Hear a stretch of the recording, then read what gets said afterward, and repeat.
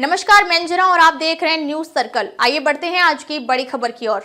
बिहार विधानसभा चुनाव को लेकर एक्टिव हुए अमित शाह। पटना में लालू यादव पर जमकर कसा तंज। केंद्रीय गृह और सहकारिता मंत्री अमित शाह ने पटना में एक जनसभा को संबोधित करते हुए लालू राबड़ी के जंगल राज की वापसी नहीं होने देने का संदेश दिया।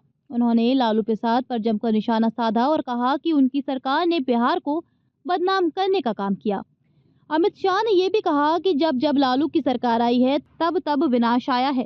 चुनावी वर्ष में बिहार मिशन पर आए केंद्रीय गृह और सहकारिता ने लालू राबड़ी के 15 सालों के जंगल राज की वापसी नहीं होने देने का संदेश दिया। तो वहीं उन्होंने जंगल राज का डर दिखाकर 2025 में फिर से एनडीए की सरकार बनाने का जनता से आह्वान किया। वह रविवार को पटना के बापू सभागार में केंद्र व राज्य सरकार की 823 करोड़ की विभिन्न योजनाओं का शुभारंभ और शिलान्यास कार्यक्रम को संबोधित कर रहे थे। अमित शाह ने लालू यादव पर जमकर तंज कसते हुए जंगल राज, नरसंहार, अपहरण, उद्योग से लेकर चारा घोटाले का जिक्र किया और कहा कि लालू राबड़ी की सरकार ने देश दुनिया में बिहार को सिर्फ बदनाम करने का काम किया। लालू एंड कंपनी का शासन जंगल राज के नाम से जाना जाएगा। लालू पर निशाना साधते हुए उन्होंने ये भी कहा कि जब जब इनकी सरकार आई है तब तब विनाश आया है। लालू प्रसाद ने बिहार में सहकारिता को चौपट किया।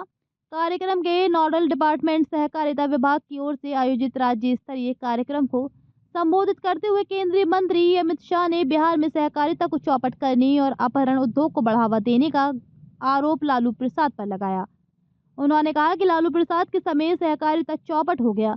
उन्होंने कहा कि आज़ादी के 75 साल बाद प्रधानमंत्री नरेंद्र मोदी ने पहली बार सहकारिता मंत्रालय बनाने का काम किया, जो आज पूरे देश में सहकारी समितियों के माध्यम से ग्रामीण क्षेत्रों में बड़े पैमाने पर रोजगार सृजन और युवाओं को नौकरी देने एवं ग्रामीण अर्थव्यवस्था को गति देने का काम कर रहा है।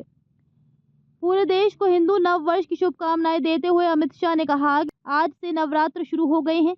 आज सहकारिता में भूमि पूजन करने का काम किया है। ये शुभ दिन है। बंद पड़ी चीनी मिलों को पूरी ऊर्जा से करेंगे चालू।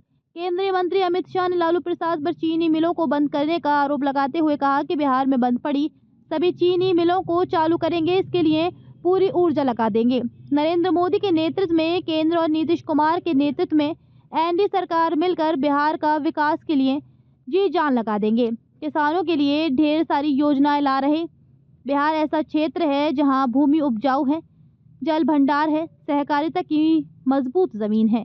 केंद्र और राज्य सरकार द्वारा न्यूनतम समर्थन मूल्य पर बिहार में धान, गेहूं, तेलहन, दलहन और मक्का आदि अनाज की अधिप्राप्ति हो रही है।